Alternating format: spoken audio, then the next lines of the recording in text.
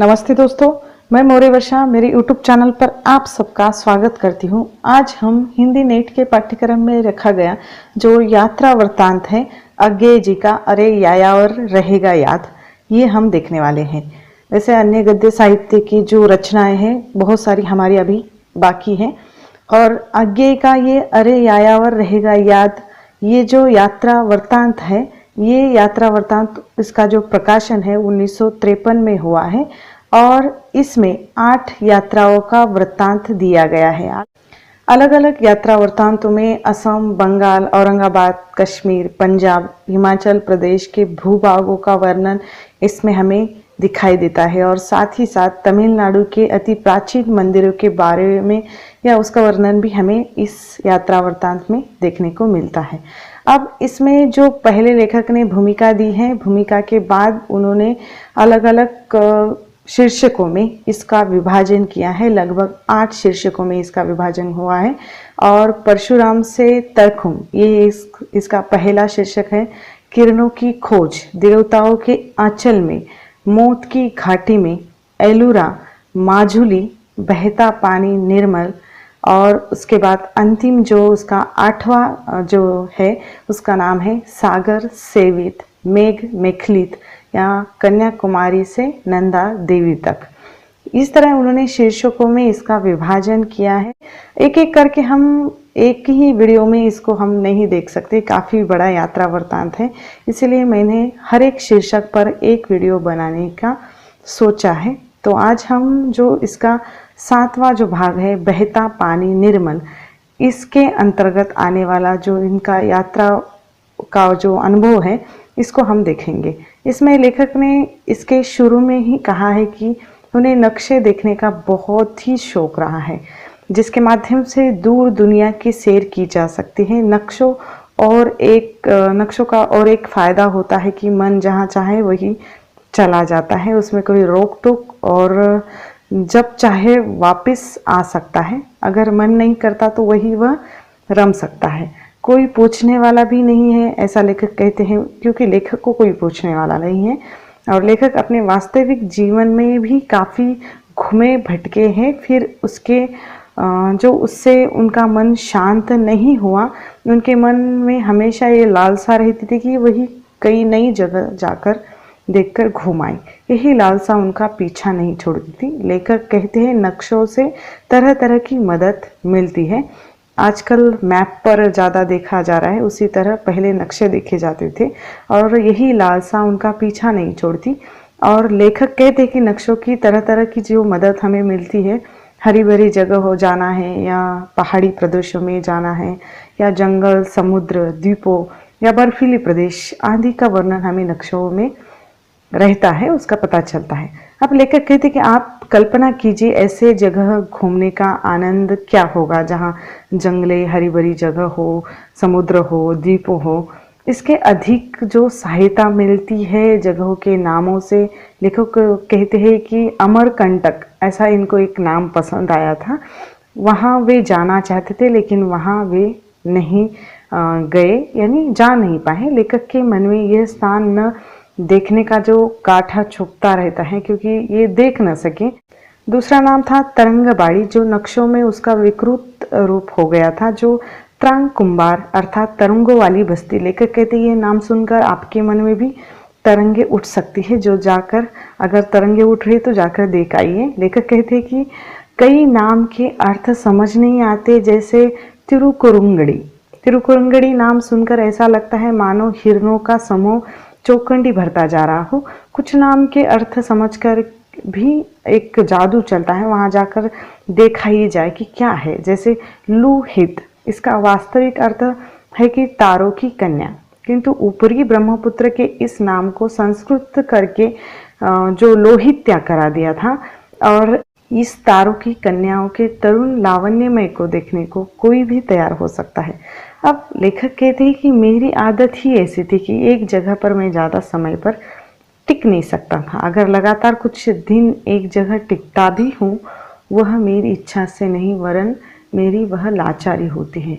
उस वक्त भी ये नक्श को जुटाने का और घूमने के स्थान ढूंढने का काम करते रहते हैं। लेखक कहते हैं कि जीने की कला एक स्थान से दूसरे स्थान पर जाने की कला है। ये इस यात्रा वृत्तांत का संवाद है, कह सकते हैं, नहीं तो एक पंक्ति है जो कहती है कि जीने की कला एक स्थान से दूसरे स्थान पर जाने की कला है। आधुनिक काल में तो इतनी सुविधाएं हैं, तो एक स्थान से दूसरे स्थान, एक घर से दूसरे घर, एक पेशे से दूसरे पेशे में आदि जा सकते हैं। लेकिन कहते हैं यात्रा करने के कई तरीके हैं।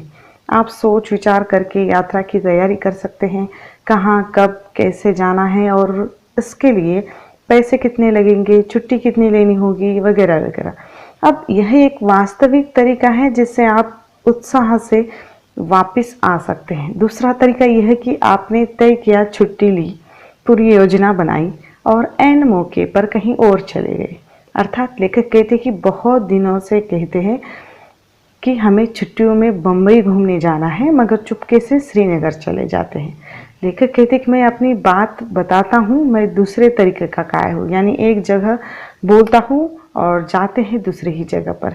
लेखक अपनी यात्रा का एक प्रसंग बताते हैं। शिव सागर से आगे सोनारी के पास एक डीखू नदी के बाढ़ में लेखक किस तरफ फंसे थे, यह एक रहस्य है। जैसे अंग्रेजी में कहावत है ना कि एक कील की वजह से राज्य खो जाता है, वैसे कील की वजह से नाल, नाल की वजह से घोड़ा, घोड़े की वजह से या लड़ाई, और लड़ाई के कारण राज्य से हाथ धोना पड़ता है। लेखक कहते हैं मेरे पास तो छीनने के लिए कोई राज्य ही नहीं था, पर एक दांत मांजने के ब्रश और मोटार की मामूली सी डिबरी के लिए हम कैसे मुसीबत में पड़े हम ही जानते हैं। सोनारी नामक एक छोटा सा गांव जो अहोम राजाओं की पुरानी राजधानी शिवसागर से कोई 18 मील दूर है, वहाँ भी लेखक नाम के आकर्षण के वजह से गए थे। यानी नक्शों पर वो नाम देखते थे और वो नाम पसंद आया वही चले जाते थे। और लेखक कहते हैं कि असम में सोना या स्वर्ण के नाम से बहुत सारे नाम मिलते हैं, जैसे सोनार असम, सोन भराली, सुबनश्री आदि। बरसात के दिनों के कारण रास्ता खराब, एक दिन सवेरे लेखक घूमने के लिए निकले तो नदी में बाढ़ आने के कारण पानी सड़क पर भी आ गया था। लेखक शिवसागर से 3-4 मील पर थे। उन्होंने सोचा एक दांत ब्रश और मोटार की डिबरी ले ले। वैसे इनकी खास ज़रूरत नहीं थी, काम चल सकता था, क्योंकि पुराने से काम चल सकता था। उसमें 2 घंटे लगे, खाना खाने में 1 घंटा और 3 घंटे बाद वापस लौटने लगे तो उन्होंने देखा कि सड़क पर पानी भर गया है। पानी गहरा न हो ये सोचकर लेखक उस सड़क में से गाड़ी निकालने लगे। पानी के तेज बहाव के कारण गाड़ी आगे नहीं जा रही थी। सड़क तो दिख नहीं रही थी, सिर्फ पेड़ों के कतार से अंदाज लग सकता था। पानी बढ़ता जा रहा था, इस कारण सड़क भी टूट चुकी थी। पानी के तेज बहाव से गाड़ी एक किनारे जा रही थी। आगे कुछ ढलान जैसा लग रहा था। किनारों के पेड़ों के टहनियों पर सांप लटक रहे थे। बाढ़ से बचने के लिए पहले सड़क पर आना और बाद में पेड़ पर वे चढ़ते थे। लेखक लौटने का निश्चय करते हैं और मोटार को घुमा भी नहीं सकते थे, इसलिए उल्टे गियर में 2.5 मील तक लेकर वे गए और ऊंची सड़क के ऊपर जाकर गाड़ी घुमाकर शिवसागर पहुंच गए। अब शिवसागर से सोनारी को एक दूसरी सड़क भी जाती थी। यह सड़क अच्छी थी, किंतु इस सड़क के बीच में एक नदी थी जिसे नाव से पार करना पड़ता था। लेखक अपनी गाड़ी उस नाव में लाद कर वही नदी पार करने का सोचते हैं। लेखक सोचते हैं कि इसी रास्ते से सोनारी चले जाए, क्योंकि सामान तो सब सोनारी में था। डाक बंगले से कुछ घंटे के लिए तो निकले थे। शिवसागर में इनको मोटार की डिबरी और ब्रश लेना था, वह भी जल्दी लौटने की वजह से न ले सके और नदी में बहुत ही बाढ़ आ चुकी थी। रास्ता भी काफ़ी फिसलन का था। जैसे तैसे वे रास्ता पार करते हैं और मोटार नाव से उतरते समय नदी किनारे की तख्ती बह गई तो नाव एक तरफ झुकती है और मोटार पानी में गिर जाती है। आधी पानी में आधी बाहर। लेखक ब्रेक दबाए बैठे थे। नाव के लोगों ने उसे किनारे तक पहुंचा दिया। थोड़ा आगे जाने पर एक गांव दिखाई दिया, तो वहीं गाड़ी उन्होंने रोक दी और रोककर चाय पीने की सोची। दो साइकिल वालों ने बताया कि जो राह चलते साइकिल वाले थे, और उन्होंने कहा कि साइकिल कंधे पर उठा कर ले आए हैं, गाड़ी तो जा नहीं सकती। लेखक की दोनों तरफ निराशा थी। उस गांव में वह कैद की तरह रह नहीं सकते थे। इस वजह से लेखक कहते हैं, पुनः नाव में गाड़ी को लाद कर वे नदी पार करते हैं। रात में शिवसागर पहुंचते हैं। एक सज्जन ने उन्हें मदद की और उनके रहने सोने का प्रबंध किया। लेखक सुबह तक वहां रुकते हैं। सवेरे सवेरे 80 मील दूर डिब्रूगढ़ जाते हैं। वहां जाकर एक ब्रश खरीदकर हाथ मुंह धोते हैं। वहीं पर एक कमीज, एक पैंट खरीद लेते हैं और वहीं अपने कपड़े बदल लेते हैं। साथ ही रात के लिए एक कंबल खरीद लेते हैं। कपड़े बदलते हैं और मन ही मन स्वयं को कोसते हैं कि न वे एक ब्रश ले सोनारी से निकलते और न ये मुसीबत का सामना उन्हें करना पड़ता। इस तरह 12 दिन लेखक ने काटे, क्योंकि सोनारी के सब रास्ते बंद हो गए थे। लौटकर लेखक ने देखा तो सोनारी के डाक बंगले में भी पानी भर गया था, जहां वे रुके थे।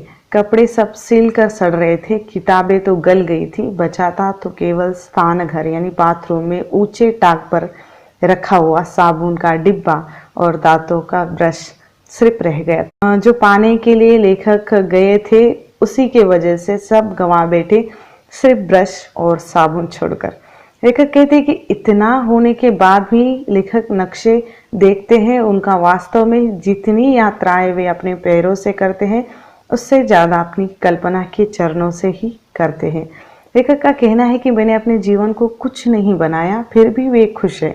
किसी से ईर्ष्या भी नहीं करते। लेखक कहते हैं कि आप भी खुश रहिए और मेरा वाला नुस्खा अपनाइए। अपना बोरिया बिस्तर समेटिए और चलते चलते फिरते रहिए। जो रमता नहीं वह राम नहीं। यही जीवन दर्शन का एक निचोड़ है।